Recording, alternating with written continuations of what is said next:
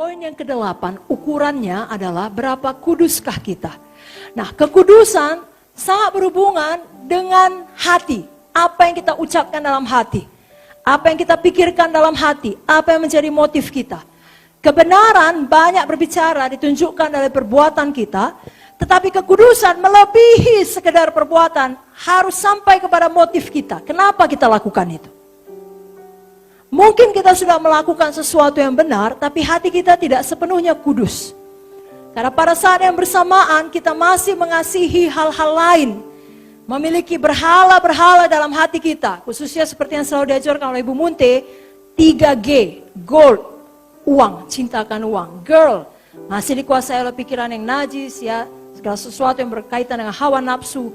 Dan juga glory, gila kuasa. Ya, hati-hati dengan gold, girl, and glory. Kalau itu masih ada di atas tahta hati kita, Zoe tidak bisa naik tahta. Mari kita turunkan, saudaraku. Karena Alkitab juga berbicara mengenai Raja Israel yang melakukan hal yang benar tapi tidak kudus sepenuhnya. Karena mereka tidak menjauhkan bukit-bukit pengorbanan. Saya bacakan beberapa ayat.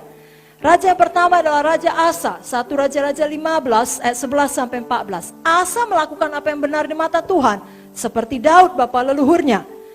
Ia menyingkirkan pelacuran bakti dari negeri itu dan menjauhkan segala berhala yang dibuat oleh nenek moyangnya. Bahkan dia memecat makan neneknya dari pangkat ibu suri karena neneknya itu membuat patung Asyera yang keji. Asa merobohkan patung yang keji itu, membakarnya di lembah Kidron.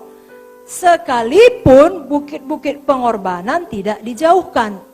Jadi disimpan sedikit dosa.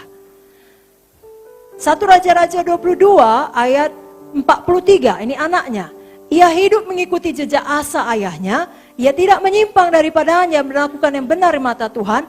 Hanya bukit-bukit pengorbanan tidak dijauhkan. Orang masih mempersembahkan membakar korban di bukit-bukit itu. Jangan simpan sedikit pun dosa, saudaraku. 2 Raja-Raja 12 ayat 2-3. Joas melakukan apa yang benar di mata Tuhan seumur hidupnya. Selama Imam Yoyada mengajar dia. Namun demikian, bukit-bukit pengorbanan tidaklah dijauhkan. Demikian dalam 2 Raja-Raja 14 ayat 1-4 dilakukan juga oleh Yoas bin Yoahas, Raja Israel, Amazia anak Yoas. Bukit pengorbanan tidak mereka singkirkan. Jadi walau mereka melakukan hal yang benar, masih ada dalam tanda kutip kasih-kasih yang lain yang mereka biarkan, tidak mereka singkirkan. Saudaraku, gugurkan dosa. Amin, saudara. Banyak orang melakukan hal yang benar tapi tidak kudus. Tuhan memanggil semua kita naik ke tingkat kekudusan yang lebih tinggi. Saudara ingat kisah kupu-kupu kemarin, bermetamorfosis, Roma 12 ayat 2. Berubahlah oleh pembauran budimu. 1 Petrus 1 ayat 16 ada tertulis, kuduslah kamu sebab aku kudus. Karena karakter kita tidak bisa didasarkan pada karunia kita. Firman Tuhan berkata, dari buahnya lah kamu mengenal mereka. Berapa banyakkah buah roh yang telah kita kembangkan, saudaraku. Kesabaran kita, kelemah lembutan kita, penguasaan diri kita, kebaikan kita, kasih kita, sukacita kita, damai kita. Saudaraku, mari kita kejar karakter lebih dahulu, kuasa akan datang mengikutinya. Kita tidak mau seperti Simpson, apalagi seperti Lucifer. Kita tidak mau ya, sama seperti Lucifer, beraninya ngomong begitu kepada pencipta. Jangan kita berani ngomong gak baik kepada Bapa rohani. Jangan familiarity terhadap pemimpin. Walau pemimpin manusia punya kekurangan, kita hormat kepada pemimpin kita. Sekali lagi, buang dosa 3G tadi. Takutlah akan Tuhan dan membenci kejahatan. Ya, Amsal 8:13, takut akan Tuhan ialah membenci kejahatan.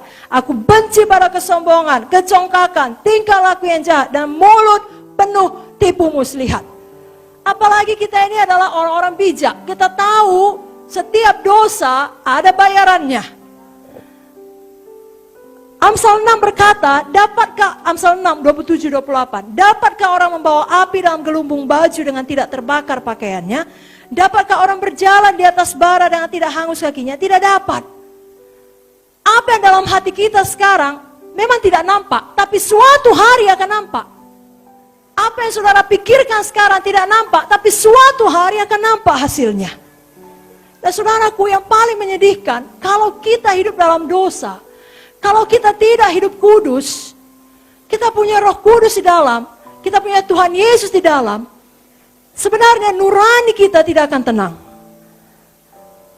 Sangat sedih menghadapi persoalan yang berat. Tapi yang lebih menyedihkan daripada itu adalah menghadapi persoalan yang berat tanpa keyakinan bahwasanya Tuhan di pihak kita. Itu berat kali.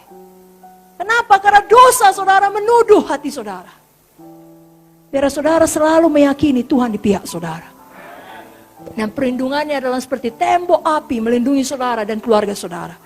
Lalu ketika datang situasi yang sulit, saudara bisa berdiri teguh dan mengklaim janji Tuhan. Ini janjimu Tuhan, ini firmanmu Tuhan. Langit bumi boleh berlalu, firmanmu tetap kekal selamanya. Kenapa? Karena saudara tidak hidup dalam dosa. Haleluya.